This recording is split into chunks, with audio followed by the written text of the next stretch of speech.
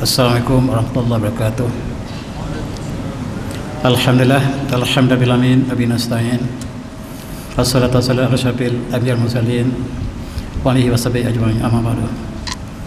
Al-Fadhil Mufti Maka Imam yang saya hormati, Tuan Imam, Tuan Bilal, seluruh jawatan kuasa Masjid Firdaus, muslimin-muslimat yang dirahmati Allah sekalian, alhamdulillah kita bersyukur dapat bersama dalam majlis bicara Maulid Rasulullah sallallahu alaihi wasallam pada akhir-akhir bulan Rabiul Awal ini. Dan saya diminta untuk menyentuh tentang cahaya Islam menerusi alam semesta. Dan kita mulakan dengan ayat surah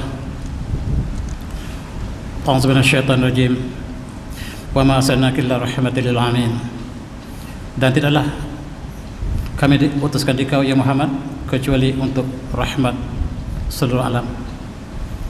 Dan para tafsir mengatakan bahawa Islam yang Allah turunkan melalui Rasulullah SAW bukan sahaja untuk umat Islam, tetapi juga untuk seluruh manusia, sama ada Islam bukan Islam, untuk alam semesta termasuklah manusia dan juga haiwan, kehidupan, unggas dan seluruhnya. Dan itulah disebut oleh sebahagian daripada tafsir kita. Dan kata Ibn Abbas, wa huwa anna Allah arsala nabiyahu Muhammadan sallallahu alaihi wasallam rahmatan lil jami'il alam. Dan mu'minihim wa kafirihim, sama ada mereka lah mukmin ataupun mereka bukan mukmin, mereka kafir, kedua-duanya mendapat rahmat. Fama mu'minuhum fa inna Allah hadahu bih wa dahu bil iman bih wal amal bih ja'a min indillah jannah. Orang yang beriman Allah berikan hidayah dan mereka beramal dengan soleh dan Allah masukkan dalam syurga. Adapun orang yang kafir, Allah menangguhkan azab yang sepatut diturun pada mereka dengan adanya sebahagian daripada umat Islam yang melakukan kebaikan. Wa ma kabruhum wa innahu dafa min adu ajal al-bala. Bala yang segera ini ditangguhkan karena zalaman al-mukazzabah rusulaha min qabli, sebagaimana yang diturunkan pada umat-umat yang mendustakan rasul sebelum ini. Alhamdulillah, setiap tahun kita mengenangkan kembali sejarah baginda Rasulullah. Dan hari ini marilah kita lihat sejarah ringkas Islam bermula di sini, di Mekah. Satu kawasan yang tidak ada tamadun yang besar, yang kering, tetapi disitulah Allah pilih bumi untuk menjadikan sebagai risalah baginda. Daripada sinilah Islam berkembang sampai ke Madinah. Daripada sedikit menjadi ramai, akhirnya Islam berkembang ke seluruh dunia. Daripada Mekah berkembang ke seluruh semenanjung Arab, memasuki Parsi, memasuki Rom, menjalar sampai ke China, di sebelah barat sampai ke hujung Afrika, masuk ke Spanyol, masuk ke Rusia. Dan itulah Islam yang kita terima, dan kita di alam Melayu juga bersyukur kerana cahaya Islam juga sampai pada masa yang sangat awal. Baik, kita kenang juga ketika baginda Rasulullah di Madinah, peperangan demi peperangan telah berlaku. Sejak daripada tahun 2 Hijriah, baginda Rasulullah terlibat dengan peperangan yang besar. Bermula dengan Badar Kubra pada tahun 2 Hijrah. Kemudian pada tahun ke-3 Hijrah dengan peperangan Uhud. Tahun ke-4 Hijrah peperangan Bani Nadir. Kemudian peperangan Khandaq, peperangan Ahzab. Kemudian tahun yang ke-6 perjanjian Hudaybiyah. Ke-7 peperangan Khaybar.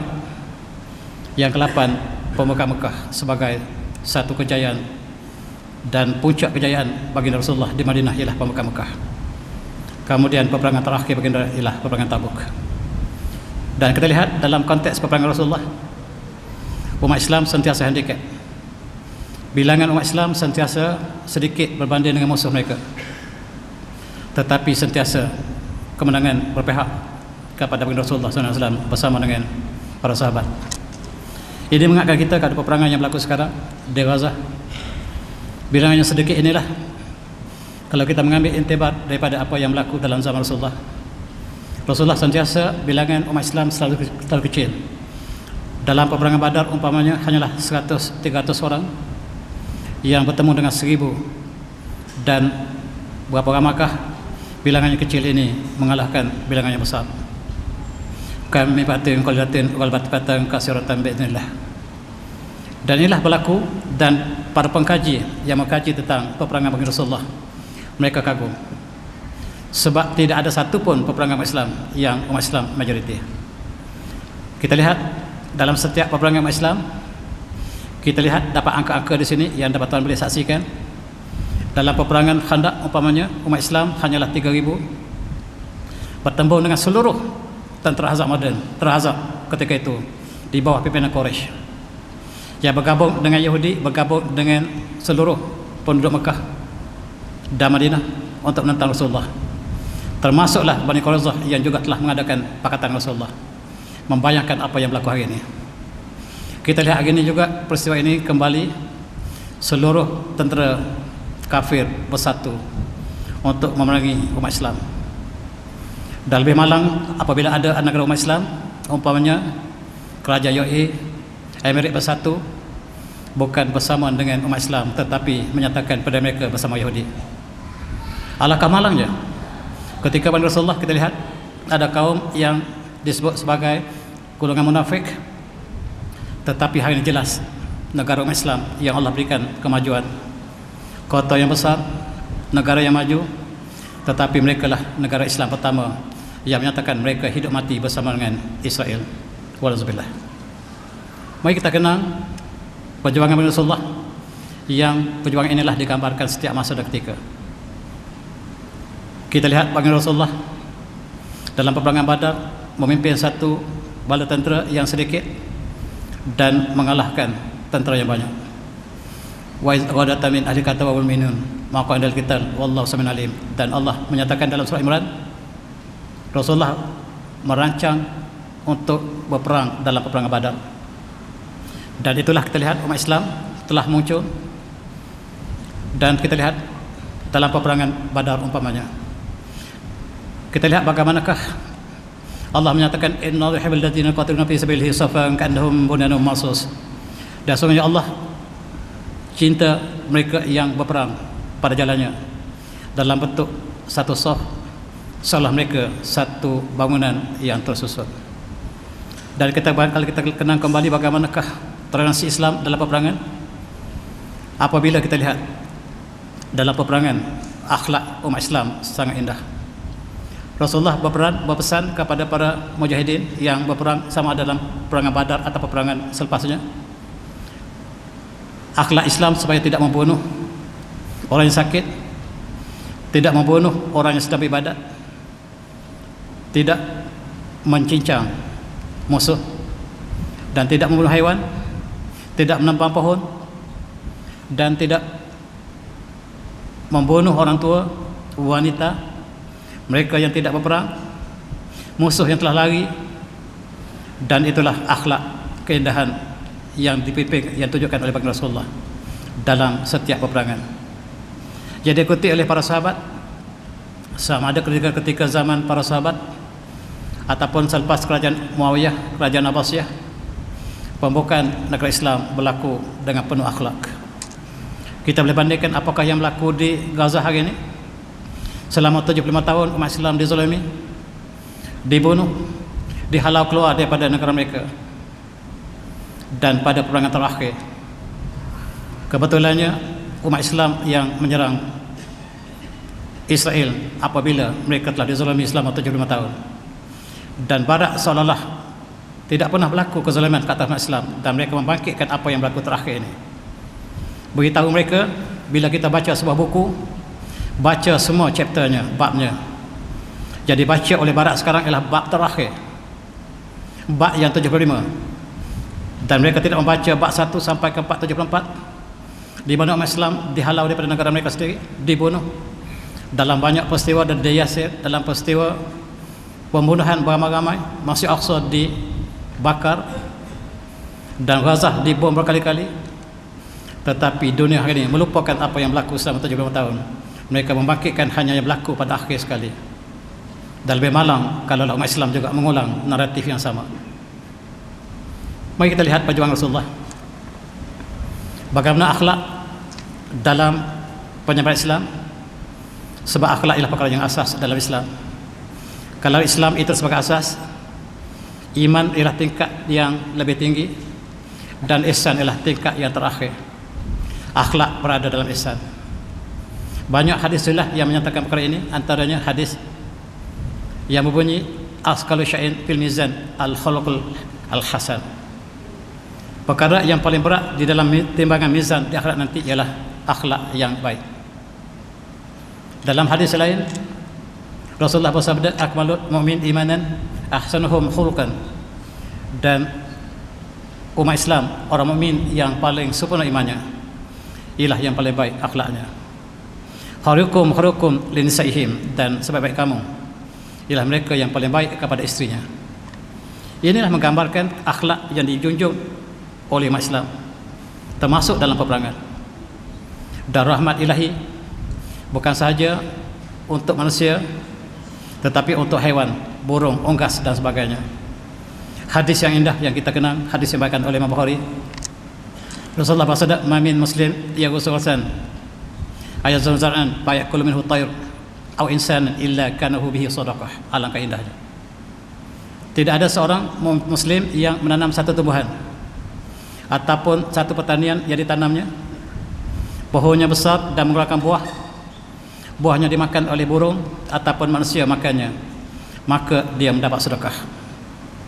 Buah rambutan yang kita tanam, tuan-tuan, dimakan oleh burung, dia adalah sedekah bagi kita, dan itulah keindahan Islam. Bukan saja untuk sesama manusia, tetapi di kalangan hewan. Amalan dilakukan oleh kerajaan Osmaniyah, tuan-tuan. Setiap musim sejuk mereka akan menaburkan gandum di atas puncak gunung, sebab berbuat baik kepada hewan adalah sebahagian daripada akhlak yang indah. Mereka tahu bahawa ketika musim sejuk, salji akan menutupi permukaan gunung, dan gandum dicurahkan untuk unggas burung yang terperangkap dalam kesejukan. Itulah akhlak Islam yang membawa Islam ke seluruh dunia dengan sinar yang indah. Dan kita lihat, tuan-tuan yang tanam pisang umpamanya, bila dia masak di pohon, biarlah sebiji dua dimakan oleh burung dulu sebelum kita ambil. Dan setiap yang kita buat itulah sedekah. Kadang-kadang, tuan-tuan, saya biarkan pisang saya semuanya dimakan oleh burung. Mudah-mudahan dia termasuk di dalam apa yang disebut oleh hadis Rasulullah tadi. Dan itulah keindahan Islam, rahmat bukan saja pada manusia, kepada seluruh tumbuh-tumbuhan, haiwan dan sebagainya. Inilah yang disebutkan tadi ketika pemerintahan Khalifah Umar bin Aziz, dia telah mengadakan satu upacara, yaitu menaburkan gandum ala ru'usil jibal hatta yuqal la yuqal ja' ta'il fi lidal muslimin, supaya di negara umat Islam tidak ada yang lapar, manusia dan haiwan, termasuk burung dan unggas. Kata Khalifah Umar bin Aziz, Islam membawa rahmat kepada seluruh alam, dan pada musim sejuk antara amalan ialah menaburkan gandum di atas puncak gunung yang dilakukan oleh orang Turki sampai hari ini. Kalau tuan-tuan ingin melihat peristiwa ini, pergilah Turki pada bulan Desember atau bulan Januari. Mereka ada satu pesta menambah gandum di atas gunung, dan ialah satu amalan yang cukup indah yang kita juga boleh tiru di sini. Dan kita lihat di kedai-kedai runcit orang Turki, mereka ada buah-buah untuk orang miskin dan sebahagian untuk dijual. Ada kedai roti yang berikan roti percuma kepada orang miskin, ambillah sekadar yang anda perlu. Ada restoran yang dibuka di Turki, tuan-tuan, bayar sekadar yang anda ikhlas, makanlah sekenyangnya dan bayar seikhlasnya. Itu ialah di antara amalan-amalan yang indah yang keluar daripada akhlak Islam, yang kalau kita juga dapat lakukan di Selayang ini. Kita buka kedai runcit, kita buka restoran, dan kita ada bahagian untuk orang miskin. Dan inilah yang diajar dalam akhlak Islam, dan inilah yang menambah hati budi apabila Islam sampai ke negara kita. Yang datang bukannya tentera Islam, yang datang hanyalah At-Tajir Al-Amin, yang datang ialah saudara yang amanah. Dan bagaimanakah saudagar ini bermuamalah dengan orang Melayu di Pantai Melaka umpamanya, atau di Pantai Petani, yang menunjukkan akhlak yang indah dalam jual beli. Sedangkan Melayu ketika itu, saudagar yang disebut dalam istilah Melayu ialah manipulasi perniagaan untuk mendapat keuntungan maksimum, untuk mendapat maximize the profit sebagaimana kapitalisme lakukan sekarang. Itulah dilakukan oleh saudagar Melayu sebelum Islam. Tetapi bila saudagar yang amanah datang, mereka menunjukkan sifat yang indah bukan sahaja dalam urusan ibadah tetapi dalam urusan harian. Umat Islam tertambat. Dan inilah tuan-tuan dalam hadis Rasulullah, at-tajir as-saduq man nabiyyin was-sadiqin wasyuhada, dan saudagar yang amanah as-saduq bukan sahaja amanah tapi sangat-sangat amanah bersama dengan para anbiya, para sadiqin, para salihin. Kita ada peluang untuk bersama para anbiya, tuan-tuan. Lebih lagi apabila kita menjadi peniaga yang amanah. At-tajir as-saduq bukan sahaja at-tajir as-sadiq, at-tajir as-saduq yang disebut baginda Rasulullah. Dan itulah kita lihat keindahan Islam yang sampai negara kita. Tidak ada seorang tentera Islam pun sampai ke sini. Yang datang ialah saudagar yang amanah. Inilah amalan yang saya maksudkan tadi. Islam membawa amanah, membawa rahmat kepada seluruh alam. Dan kita lihat amalan ini masih diadakan di negara-negara Islam. Wa ma arsalnaka illa rahmatan lil alamin. Dan tidaklah kami utuskan dikau ya Muhammad kecuali untuk rahmat sebagai sekalian alam. Kita lihat bagaimana kepesertaan yang diberikan ataupun yang diasaskan oleh Islam. Kita ingat kembali dalam peristiwa Hajjah al-Wada, Rasulullah membuat satu ucapan yang cukup indah. Ya ayuhan nas, inna rabbakum wahid, la fadla li arabiyyin ala ajamiyyin, wala li ajamiyyin ala arabiyyin, wala li ahmara ala aswada, wala li aswada ala ahmara illa bitaqwa. Inna akrakum inallahi atqakum. Dan inilah persaudaraan yang hakiki. Wahai manusia, sesungguhnya Tuhan kamu Tuhan yang satu, dan tidak ada kelebihan orang Arab ke atas orang bukan Arab. Tidak ada kelebihan orang bukan Arab ke atas orang Arab. Tidak ada kelebihan orang kulit merah ke atas orang kulit hitam. Tidak ada kelebihan orang kulit hitam ke atas kulit merah. Illa bittaqwa, kecuali yang beza kita adalah takwa. Inna akrakum indallahi atqakum. Dan sesungguhnya yang paling mulia di sisi kamu ialah yang paling bertakwa. Kullukum Adam, Adam min turab. Seluruh kamu daripada Adam, Adam daripada tanah. Dan inna akrakum indallahi atqakum. Sesungguhnya yang paling mulia di kalangan kamu ialah yang paling bertakwa. Inilah yang tidak dilakukan oleh bangsa bersatu. Bangsa bersatu apabila menubuhkan bangsa bersatu pada tahun 1945, mereka masih mengamalkan sistem apartheid. Tidak ada persamaan, yang mereka ada Charter of Justice. Bangsa bersatu mengeluarkan Charter of Equality, piagam persamaan manusia, all men are equal. Sebenarnya tidak equal. Kulit putih dengan kulit hitam tak pernah sama. Tetapi persamaan yang hakiki dalam Islam. Kita lihat kulit putih tidak menjadi kulit mulia sebab kulitnya. Dalam Islam kita lihat berbagai bangsa, dan yang menjadi imam ialah yang terbaik, sama ada kulit merah, kulit putih, kulit hitam, tidak menjadi masalah.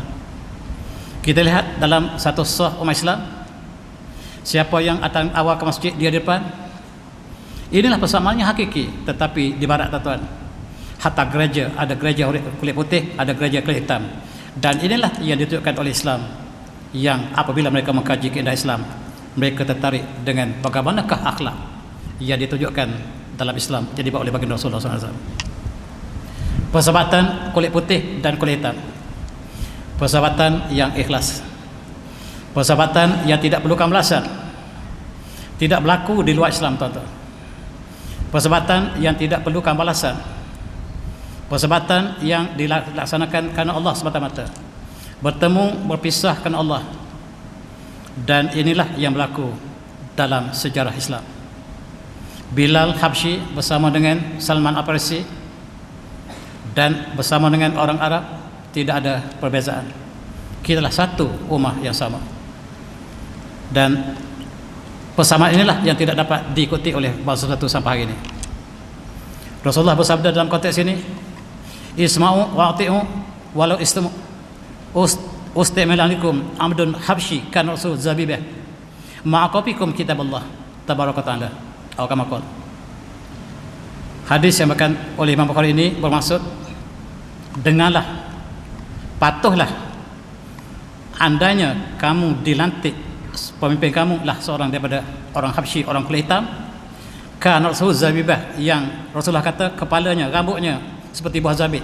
Maksudnya rambutnya berkerinting, mukanya hitam, rambutnya kerinting. Tetapi sekiranya dia aqama fikum kitab Allah, sekiranya laksanakan kitab Allah, patuh taat padanya.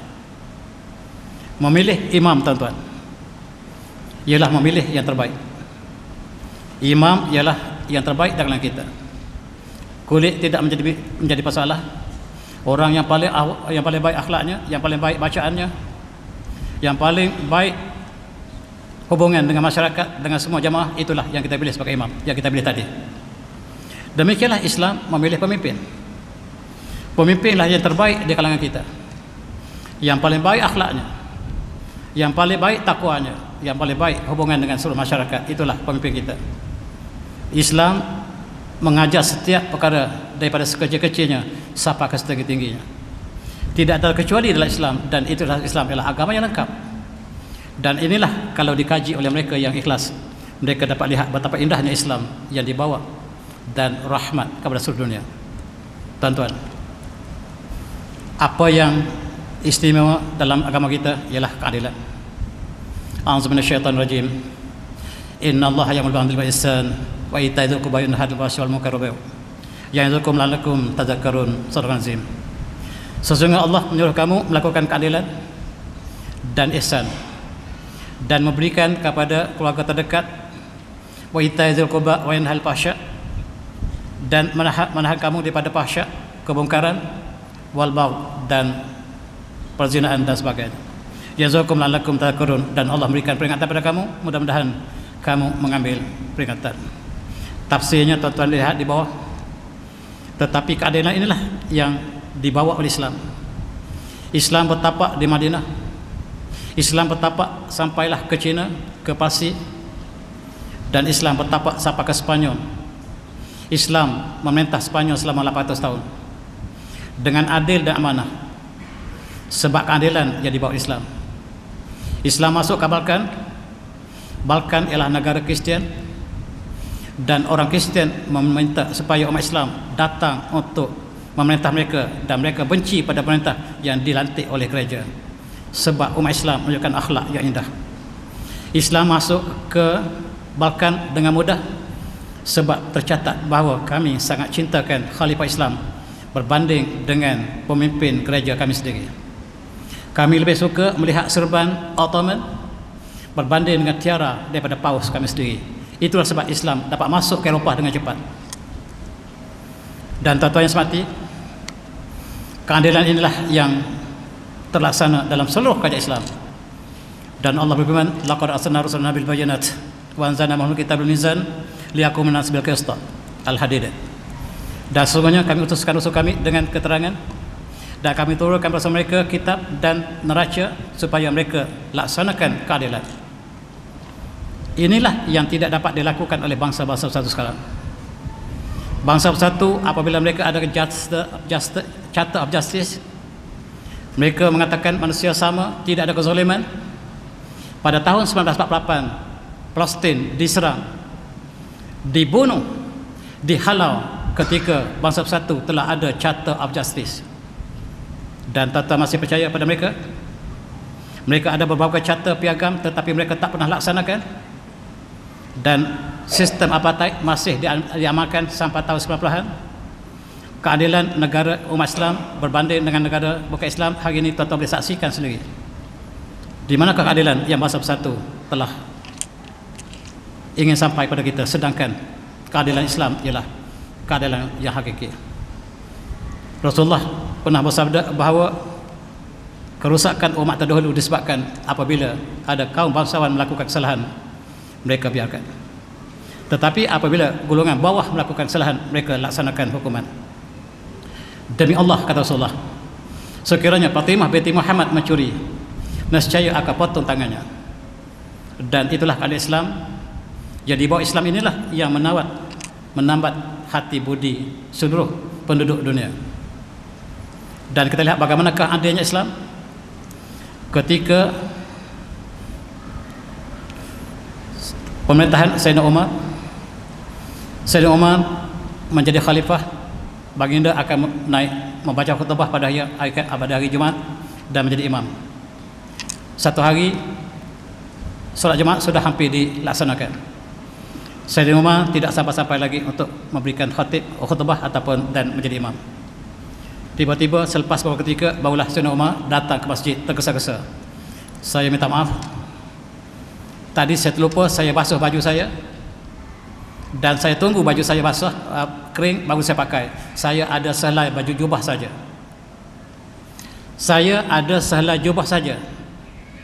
Tadi saya basuh pagi tadi, saya tunggu sampai kering, dan sekarang baru kering saya cepat datang dan pakai untuk bersama tuan-tuan untuk solat Jumaat. Presiden sebuah negara hanya ada satu jubah. Dan satu hari perut Sayyidina Umar berbunyi kerana kelaparan. Dia bercakap dengan perutnya, wahai perut, jangan kamu bunyi selagi setiap perut anak umat Islam masih lapar. Jangan harap kamu akan masukkan makanan untuk kamu. Selagi ada umat Islam yang lapar, jangan harap kamu akan saya masukkan makanan. Dia bercakap dengan perutnya sendiri. Itulah keadilan Islam. Pemimpin sebagai contoh kepada ikutan mereka. Dan pemimpin bukan satu keistimewaan. Dia bukan satu keistimewaan, tetapi tugas yang sangat berat. Dia bukan privilege. Dia adalah amanah dan tanggungjawab. Itulah yang ditunjukkan oleh umat Islam. Tapi sayang tuan-tuan, apabila Islam tidak dapat kita laksanakan, keindahan yang kita maksud tadi tidak dapat kita saksikan sampai hari ini. Dan ada satu kisah yang saya ingin berkongsi dengan tuan-tuan. Sayyidina Umar melantik Amr bin As menjadi gubernur di Mesir. Sampai di Mesir, Amr bin As hidup dengan gaya seorang bangsawan. Dia pakai bajunya yang cantik, dia duduk dalam kursi yang empuk, dan Sayyidina Umar tulis surat kepadanya, wahai Amr, saya mendengar kamu pakai pakaian cantik, kamu duduk atas kursi yang empuk. Saya pesan pada kamu, segera kamu tanggalkan pakaian kamu, segera tinggalkan kursi empuk kamu, sebab pemimpin tidak boleh lebih pada rakyat. Dan satu hari, ananda anak kepada Amr bin As bernama Muhammad bin Amr bin As, dia berlomba kuda dengan orang Mesir dan kudanya kalah. Dia mengambil kuda orang Mesir itu secara paksa. Dan si miskin tadi datang ke Madinah membawa aduan bahawa kuda saya dirampas oleh anak kepada Amr bin As.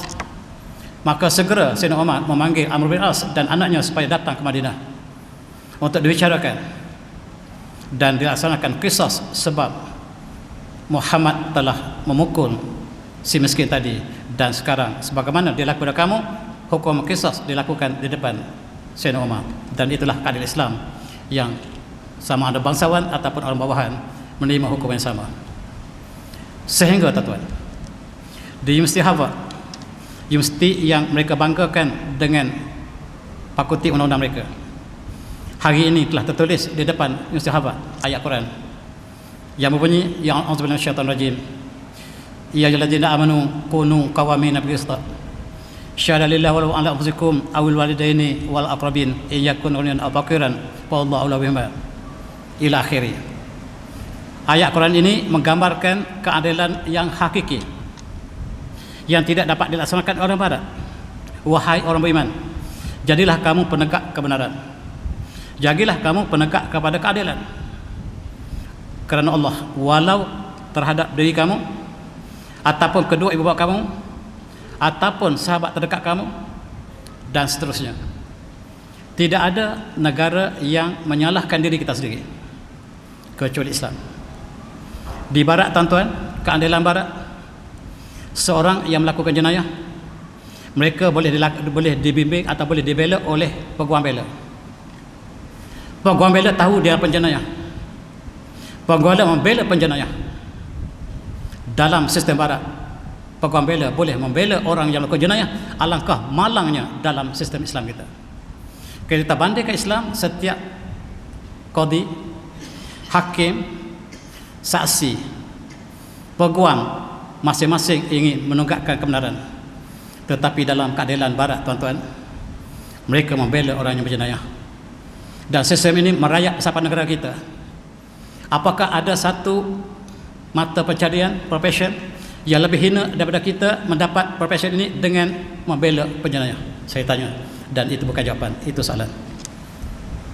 Sehingga Universiti Harvard tercatat di depan universitinya ayat Quran yang mereka tidak dapat laksanakan, yang hanya dapat dilaksanakan oleh orang Islam. Keadilan kepada diri sendiri, ibu bapa dan sebagainya. Sebab Barat mereka tidak akan mengaku salah, mereka cari peguam untuk membela mereka yang bersalah. Islam tidak demikian. Setiap unit keadilan mereka masing-masing berusaha untuk menunjukkan kebenaran, bukan untuk mempertahankan penjenayah. Inilah yang disebut oleh seorang profesor. Profesor ini bernama Robert Greene, atau boleh Google. Dia adalah penasihat undang-undang Presiden Nixon satu masa dulu. Dan dia mengatakan bahawa saya pelajari seluruh undang-undang di dunia. Tidak ada satu undang-undang yang lebih adil daripada ayat Quran ini. Tidak ada undang-undang Barat yang berpuluh-puluh jilid yang saya pelajari, saya khatam, saya pakar. Tidak ada satu pun keadilan yang dapat menandingi satu ayat yang ringkas ini. Dan akhirnya dia mengucapkan syahadah. Akhirnya dia mengucapkan syahadah. Tidak ada keadilan yang dapat kita saksikan di seluruh dunia kecuali keadilan yang hakiki yang ditunjukkan dalam surah ayat yang kita baca tadi. Dialah yang meletakkan ayat ini di atas, di depan Universiti Harvard. Sebab inilah sebenarnya keadilan yang hakiki. Dan tuan-tuan, dia meluk Islam sebab dia melihat satu ayat saja. Dan itulah keadilan yang hakiki. Dan saya ingin berkongsi dengan para jemaah sekalian dalam masa yang singkat ini. Kalau insya beritahu saya, kalimah Iqra bismi rabbikal ladzi khalaq. Bacalah dengan nama Tuhan kamu. Dia menjadi kalimah keramat dalam Islam yang mengembangkan Islam ke seluruh dunia. Dan kita sekarang kita boleh bandingkan. Hari ini pelajar kita baca dengan kalimah apa? Mereka mengkaji, mereka membaca dengan kalimah profesional. Mereka membaca kerana sijil. Mereka mempelajari kerana profession. Dan Islam, Iqra bismi rabbikal ladzi khalaq. Bacalah dengan nama Tuhanmu. Inilah tak dapat kita ulang kembali. Apakah di antara kita ini kita bukan ada lama kita lama-lama? Apakah tujuan kita belajar satu masa dulu? Apakah kerana sijil, ijazah, profession, ataupun kerana Allah semata-mata? Tuan-tuan boleh jawab perlahan-lahan, jangan sampai kita dengar. Di atas kalimah inilah Islam membina universiti pertama. Universiti pertama dibuka di Maroko, Marrakesh, oleh seorang wanita bernama Fatinah bin Al-Fahriyah, dan dibuka pada tahun 859 Masihi. Ketika itu England belum bernama England lagi. England masih berperang antara Anglo dan Saxon. Mereka bangsa yang Barbarian. Kita bagi ruang untuk azan. Silakan teruskan. Dan ketika kurun ke-9, Perancis belum ada kerajaan, England belum ada orang yang pandai, kita telah membina universiti pertama dunia ialah Universiti Kairouan, Maroko. Universiti yang seterusnya lah universiti di Itali kita juga buka. Kemudian kita buka Universiti Azhar, universiti ketiga tertua dunia. Dan wanita yang ditindas di barat, dialah yang buka universiti pertama dunia yang berada di Maroko. Tapi sayang tuan-tuan, dalam ranking universiti hari ini tidak ada muncul universiti yang pertama dunia. Tidak ada satu pun universiti yang dibuka oleh Islam yang berada dalam ranking, dan itulah yang dilakukan oleh mereka. Universiti antara yang kita buka adalah Universiti Azhar. Ketika Eropah masih belum ada sekolah, kita telah membuka universiti. Kita membuka universiti ketika Imam Ghazali menjadi Naib Chancellor Universitas, dan kita membuka universiti di Afrika. Kita mula-mula membuka hospital. Hospital kita buka mula-mula sekali pada tahun 805 Masihi. Ketika itu England belum ada. Mereka masih berperang. Di Perancis mereka masih potong tangan yang luka dan dicelup dalam minyak yang panas. Itu lakukan di Perancis. Kita membuka hospital pertama dunia yang ada 4 jabatan. Jabatan pertama ialah jabatan kecemasan. Yang kedua adalah patologi. Yang ketiga adalah pediatrik. Yang keempat adalah psychiatry. kita buka 4 jabatan di hospital pertama kita. Hospital pertama kita buka di Baghdad. Kemudian kita buka di tempat yang lain. Kita buka di ketika kerajaan Muawiyah, ketika Khalifah Al-Walid bin Malik, kita telah membuka hospital yang ada 4 jabatan. Kemudian kita buka farmakologi. Farmakologi itu ialah kita yang asaskan dan dibuka untuk pertama kali pada ketika zaman kerajaan Abbasiyah pada tahun 170 Hijriah. Kita membuka Universiti Karuan kemudiannya, dan kemudian Islam masuk ke Spanyol. Kita membawa model Islam yang kita bawa di seluruh umat Islam, kita bawa ke sana. Kita lihat bagaimanakah Islam membina, Islam berkembang sampai ke Eropah. Sinar Islam terpancar ke seluruh bumi Eropah yang gelap gelita ketika itu. Kita lihat bagaimanakah ulama kita dengan sistem ilmu dan hikmah yang kita ajari, kita membina bangunan-bangunan yang sangat-sangat indah di Spanyol yang kita dapat saksikan sampai hari ini, Masjid Cordoba, dan kita membina bangunan yang paling tinggi dunia ketika itu. Ketika itu bangunan yang paling tinggi dunia semuanya dipegang oleh umat Islam. Dibina dibina sama ada di Andalusia ataupun di Maroko, di Rabat, Delhi, dan ini adalah 5 bangunan paling tinggi, semuanya dipegang oleh umat Islam. England belum ada orang yang pandai membaca. Dan kita membuka ladang-ladang tali air di Spanyol. Kita perkenalkan tanaman-tanaman kita. Orang Eropah hanya makan ubi kentang ketika itu. Kita bawa ke sini, kita bawa arus. Arus ialah nasi. Mereka tak tahu apakah arus ini, tak pernah mereka makan, mereka sebut rice. Kita ajar mereka makan gandum. Mereka baru menanam gandum selepas kita ajar mereka di Spanyol. Kita berada di Spanyol selama 800 tahun membawa Islam, sinar Islam yang indah, dan kita bawa buah-buahan yang indah ke Spanyol dengan buah citrus kita. Kita perkenalkan pomegranate, kita perkenalkan buah-buahan Mediterranean, dan akhirnya Spanyol menjadi pengeluar buah yang besar di dunia. Ini semua umat Islam yang perkenalkan. Mereka hanya makan ubi kentang, tuan-tuan. Eropah hanya makan ubi kentang. Sekarang mereka makan gandum yang kita ajar mereka. Dan kita lihat bagaimanakah ulama kita. Di universiti, ulama kita pakai jubah. Di universiti yang pertama kita buka di Spanyol, Universiti Barcelona, Universiti Madrid kita buka, Universiti Malaga, Universiti Malaysia, itu semua kita buka. Para ulama kita, para pensyarah kita pakai jubah, pakai serban sebagai simbol intelektual. Dan 1 lapis ini barangkali bachelor sekarang. Kalau 2 lapis sarjana. Kalau 3 lapis seperti yang sebelah kiri, tuan-tuan, itulah PhD atau maha guru. Bukan untuk berbangga, tetapi inilah yang diiktiraf oleh negara. Serban melambangkan intelektual, bukan untuk berbangga, tetapi pengiktirafan negara. Dalam konteks ini, umat Islam dan bukan Islam masuk ke universiti yang kita buka di Spanyol. Dan yang pertama orang bukan Islam masuk ke universiti Islam ialah Saint Thomas Aquinas. Dia pakai serban, dia pakai jubah ketika masuk universiti, sebab jubah dan serban ialah simbol intelektual. Hari ini simbol pengganas. Berbeza sama sekali. Dan di Spanyol mereka bercakap bahasa Arab. Orang Spanyol bercakap bahasa Arab. Mereka meninggalkan bahasa mereka. Dan bahasa yang digunakan untuk intelektual adalah bahasa Arab.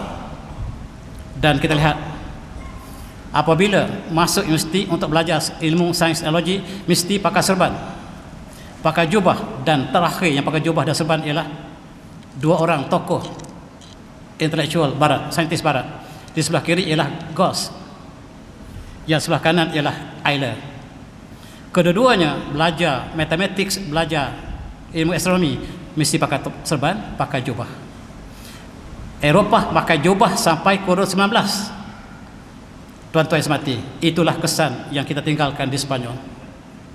Dan kita buka Universiti Cambridge. Siapa dia buka Universiti Cambridge, tuan-tuan? Murid kepada Ibn Rushd bernama Dimoli, seorang Yahudi. Dan di Cambridge, di Oxford, kita masih pakai jubah Arab sampai hari ini. Cuma serban ditukar dengan bot. Dan orang di Oxford masih pakai jubah Islam sampai hari ini. Dan inilah jasa kita, tuan-tuan. Inilah pakaian convocation dipakai seluruh dunia, masih pakai pakaian umat Islam di Spanyol sampai hari ini. Sama ada Jepun, Amerika, Rusia ataupun mana saja. Bila hari convocation, maka kita pakai jubah Arab sekali lagi, jubah Islam, dan kita tukar sama ada topi kita pakai topi ataupun dan sebagainya. Itu yang berlaku dalam sejarah kita.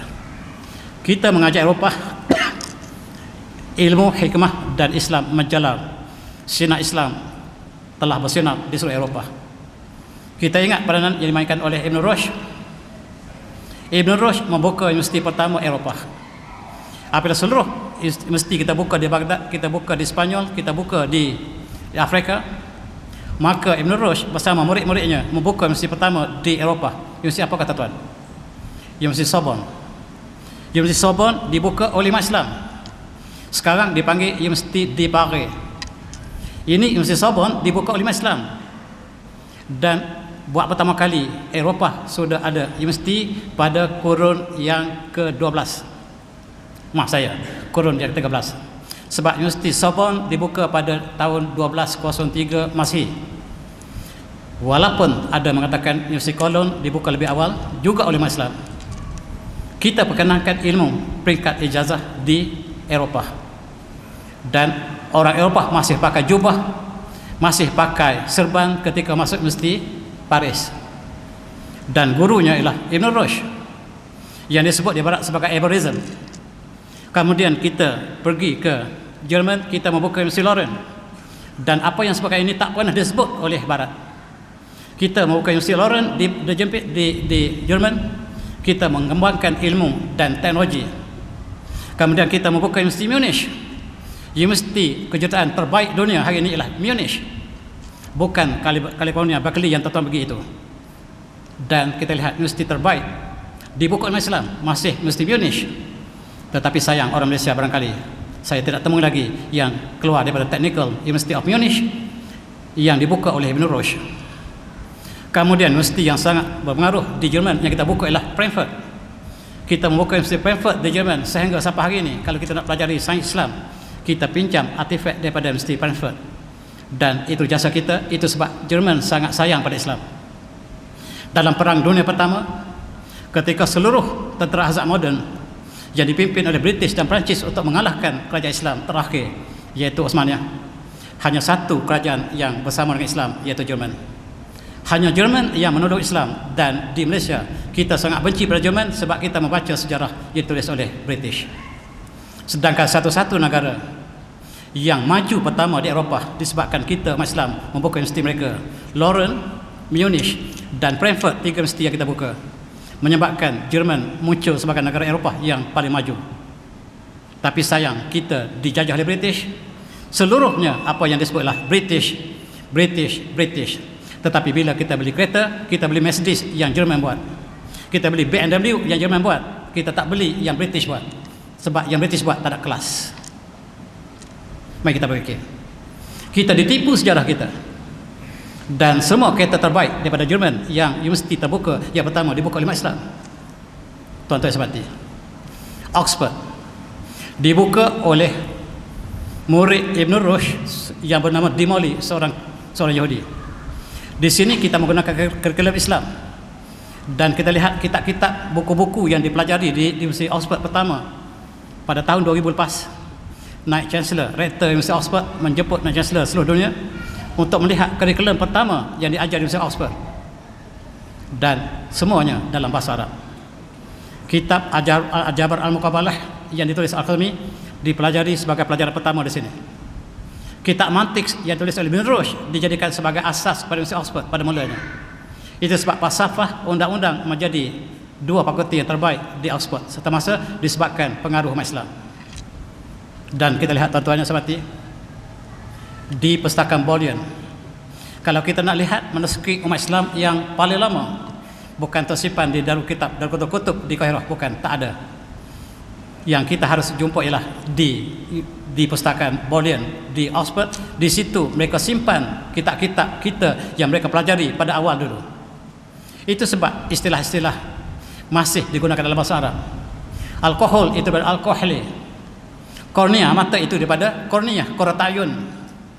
Dan kita lihat asid nitric acid itu daripada istilah neutron. Algoritma daripada Al-Khwarizmi dan sebagainya. Kita boleh terus satu persatu istilah sains teknologi masih kekal dalam bahasa Arab, dan mereka telah padamkan sejarah ini. Dan inilah rahmat yang dibawa oleh baginda Rasulullah, wa ma arsalnaka illa rahmatan lil alamin. Kita dengar apa yang disebut oleh pengkaji Eropah yang adil.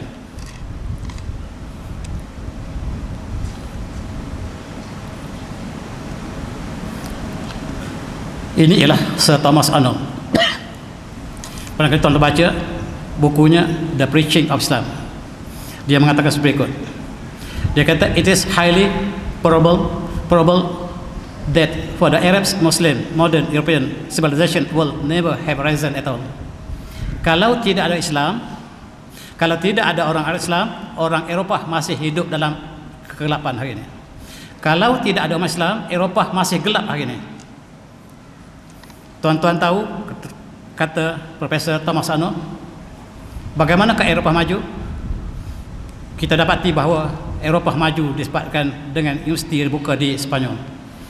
Dari manakah ilmu dari Spanyol? Daripada Baghdad, daripada Rasulullah SAW. Dan kemudian Eropah, ilmu berkembang ke Amerika. Teknologi Amerika yang ada hari ini ialah berpunca daripada Eropah. Eropah mengambil daripada Andalusia, Andalusia mengambil daripada Baghdad, Baghdad mengambil Rasulullah, dan hakikatnya kemajuan Amerika berpunca daripada Rasulullah. Dia kata, bukan saya kata. Dan seorang profesor Perancis bernama Joseph Loban, dia tulis bahasa Arab. Dia kata, wa iza makisat qimatur rijal bi jalil amalihim kan Muhammad min azamin arba tarikh. Kalau kita cari seorang manusia yang paling agung, yang sejarah menyaksikan, yang sejarah tertulis, maka orang yang paling agung di atas muka bumi ialah Muhammad sallallahu alaihi wasallam. Sebab kita maju disebabkan oleh umat Islam. Umat Islam membawa cahaya daripada Mekah ke Madinah, Madinah ke Baghdad, Baghdad ke Spanyol, Spanyol ke Eropah, Eropah ke Amerika, dan seluruh dunia bermula daripada pengurusan Muhammad SAW. Itu diakui oleh pengkaji yang ikhlas. Wa za ba'd ulama Arabi yusifu Muhammadan ma natasabu an-dini a'ma basair ma'akhirin kasirin antara bibadih. Tetapi sayang, kita sangat memusuhi mereka. Kita tidak menulis yang benar, dan itu sebab Islam tidak diiktiraf di Eropah. Sebenarnya Islamlah yang membawa sinar cahaya yang gemilang kepada kita di Eropah. Tuan-tuan semati, ini ialah musuh Islam. Namanya Sir Bernard Shaw, seorang British. Dia tulis bahasa Arab, tuan-tuan, dengar dia tulis. Dia kata, lama qaratu din Muhammad asata annahu din azim wa a'taqidu anna hadin azim sayusu ala zata yawmin qarib muqbil idza mawjada fasih la zarhi bi atrafu alam alaihi bila ta'assub. Kalau kita pelajari dengan ikhlas tentang agama dibawa oleh Muhammad SAW, maka itulah agama teragung dunia. The future belongs to Islam. Dia kata, wa a'taqidu anna ad-din azim sayasawidu alam dzata yamin qarib muqbil. Dalam new future, Islam akan dominan di atas segala agama dunia. Sebab Islam ada ilmu dan hikmah. Eropah menentang ilmu dan hikmah. Terima kasih.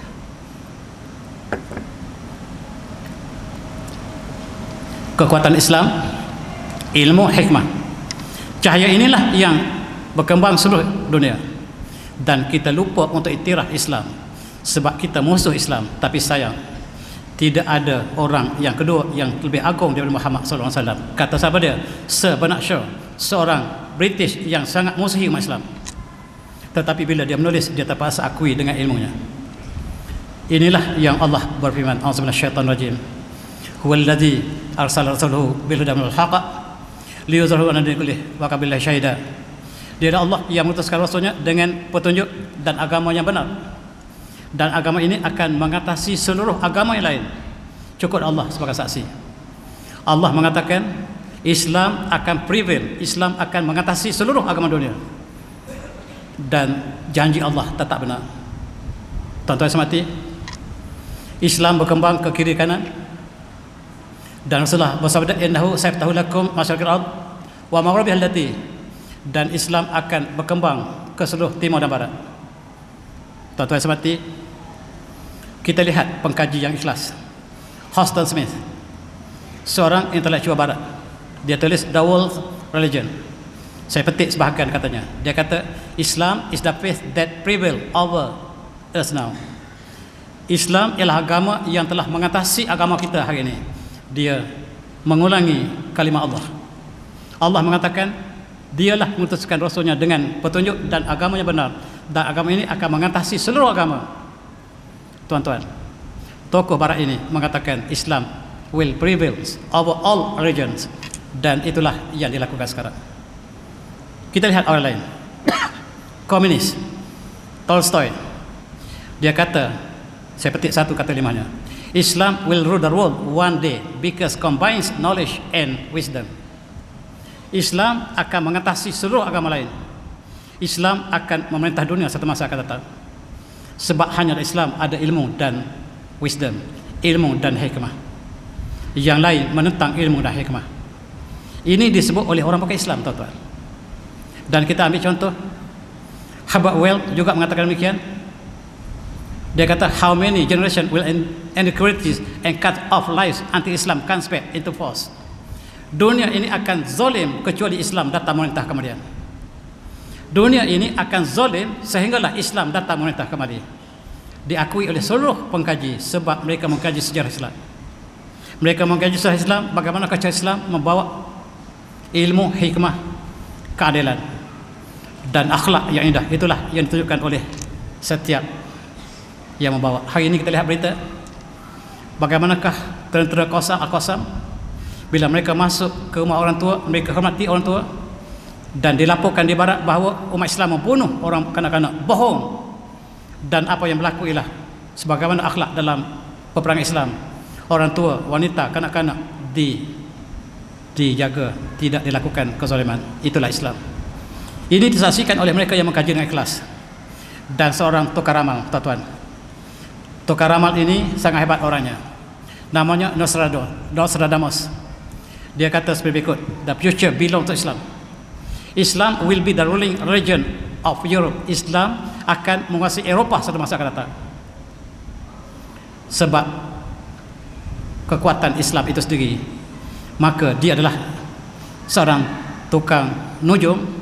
Kita tidak bergantung pada nujumnya, tetapi kita bergantung pada ayat Allah yang mengatakan, Allah akan mengatasi Islam ke atas segala agama.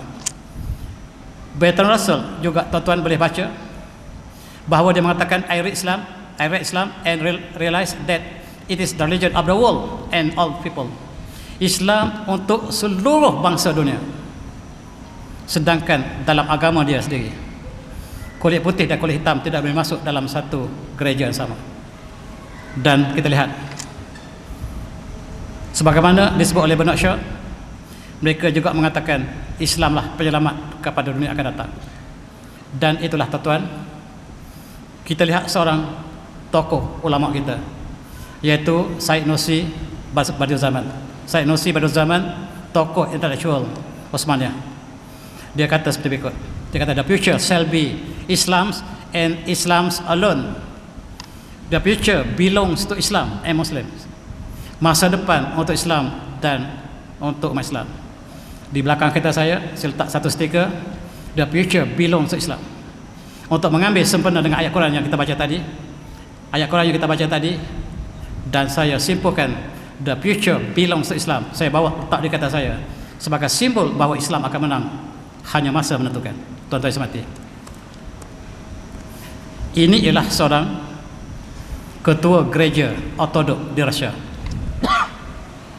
Dia mengatakan apa yang berlaku di Rusia, the future belongs to Muslim. Masa depan Rusia ialah untuk orang Islam, sebab Kristian telah jatuh di Rusia. Gereja-gereja telah tidak didatangi oleh orang Kristian. Untuk supaya orang Kristian datang gereja, mesti buat makanan banyak-banyak, kata dia. Tetapi orang Islam melakukan secara sukarela. Masjid maka penuh. Masjid yang diruntuhkan ketika zaman Soviet Union sekarang dibuka kembali oleh presiden baru mereka. Dan umat Islam telah memenuhi seluruh masjid yang dibina. Sebanyak 3,000 masjid yang baru dibina di Rusia oleh presiden mereka yang bernama Putin. Membina 3,000 masjid yang baru selepas dia meruntuhkan 3,000 masjid sebelum ini. Tuan-tuan, mengikut simulasi dilakukan di Rusia oleh KBG, dilakukan oleh intelijen Rusia, mereka mengatakan bahawa Eropah akan menjadi benua Islam dalam masa 30 tahun akan datang, dan Rusia akan menjadi negara Islam dalam masa 50 tahun akan datang.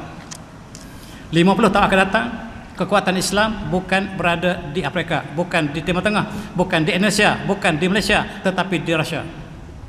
Sebab hampir 40% penduduk Rusia sekarang ialah Muslim. Tuan-tuan cuba bayangkan, sekiranya jumlah penduduk di Rusia 300 juta, kalau 40%, berapakah ramai umat Islam? Yang paling ramai di atas muka bumi bukan di Indonesia tetapi di Rusia. Ini disebut oleh bekas padri Ortodok dan juga simulasi dilakukan oleh KBG.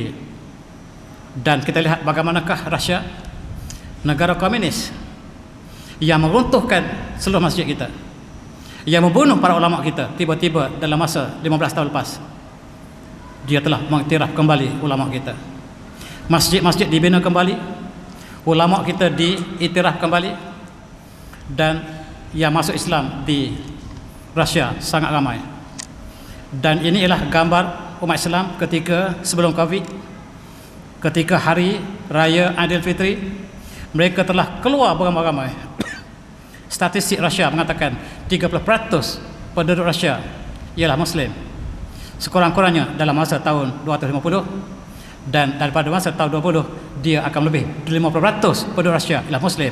Dan Amerika ingin hancurkan Rusia secepat mungkin melalui Ukraine disebabkan Islam yang bakal muncul di dalam dunia ini bukan daripada Indonesia, bukan daripada Afrika, daripada Rusia.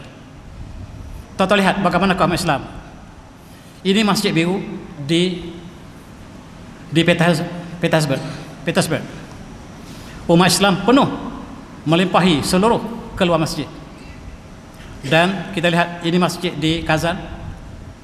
Di Kazan telah muncul masjid-masjid yang banyak, azan bersautan. Dan di Kazan kita tidak pernah lihat, tidak dapat lihat wanita yang tidak menutup, yang tidak memakai hijab. Hampir seluruh kota Kazan di tengah-tengah Rusia, mereka lah umat Islam yang sangat patuh.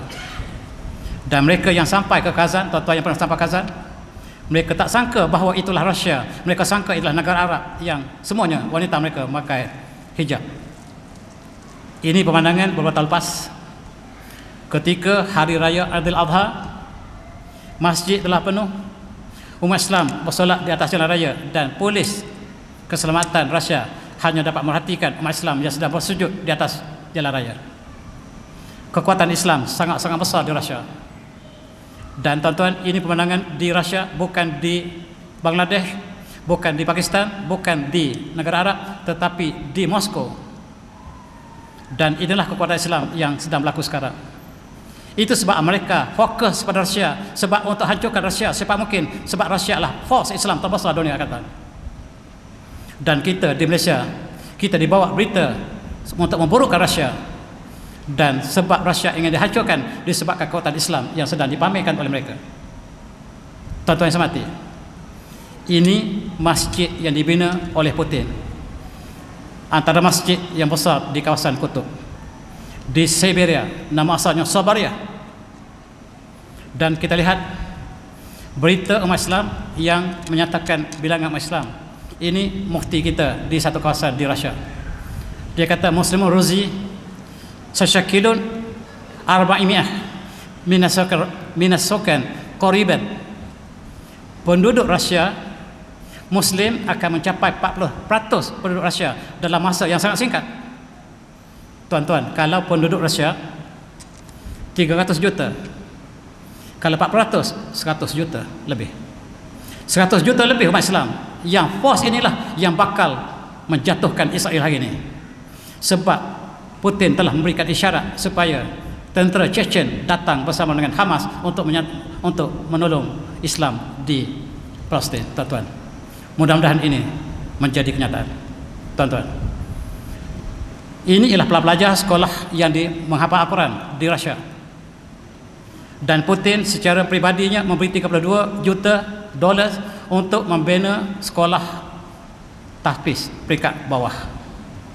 Apa maksudnya? Selama ini dia membunuh Islam, meruntuh masjid, tetapi bila Allah gerakkan hati manusia, dia bertukar serta-merta.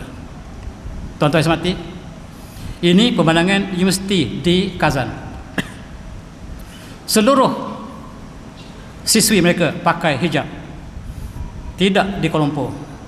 Di universiti yang saya ajar dulu, separuhnya pakai hijab, separuh pula tidak. Di Malaysia. Tetapi di Rusia, dalam kelas fakulti sains, ini fakulti sains, tuan-tuan, semua pelajar siswinya memakai hijab. Dan inilah kekuatan Rusia yang diperhatikan oleh mereka. Sebab musuh Amerika terhadap Islam ialah bukan Arab boleh dimainkan oleh mereka, tetapi Rusia yang sangat ditakuti, yang mempunyai teknologi tetapi manusia bertakwa, ini sangat ditakuti. Dan tuan-tuan, Putin mengatakan penduduk Islam yang paling ramai ialah kami. Kamilah penduduk Islam yang paling ramai di atas muka bumi, ialah Rusia. Dan Rusia diberi perhatian oleh tentera NATO, tentera Eropah, Amerika bersama untuk menghancurkan Ukraine, bukan menghancurkan Ukraine, untuk menghancurkan Rusia sebenarnya. Ini ialah pemandangan di Rusia. Dan tuan-tuan, Islam sudah sampai ke kutub utara. Di kawasan Rusia, tempat yang paling utara namanya Norilsk. Kota Norilsk ialah kota yang paling hujung.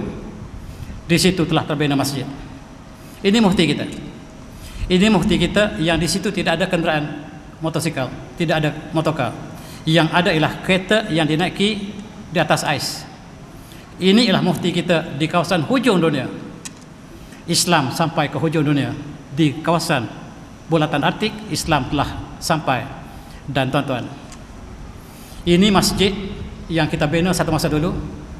Sebahagian diruntuhkan oleh Putin. Sekarang Putin membina kembali masjid ini, menggantikan masjid yang dia runtuh selama ini. Dia mati masjid yang lebih besar. Dia minta maaf pada seluruh umat Islam. Dulu saya memusuhi Islam, tetapi sekarang saya sedar bahawa Rusia telah maju satu masa dulu di Samarkand, di Tashkent, di Bukhara disebabkan umat Islam. Sekarang saya sedar. Dan jangan sesiapa yang menghina Rasulullah depan saya. Iyyakum an tasayyu Muhammadan sallallahu alaihi wasallam. Jangan hina Islam depan saya, kata Putin.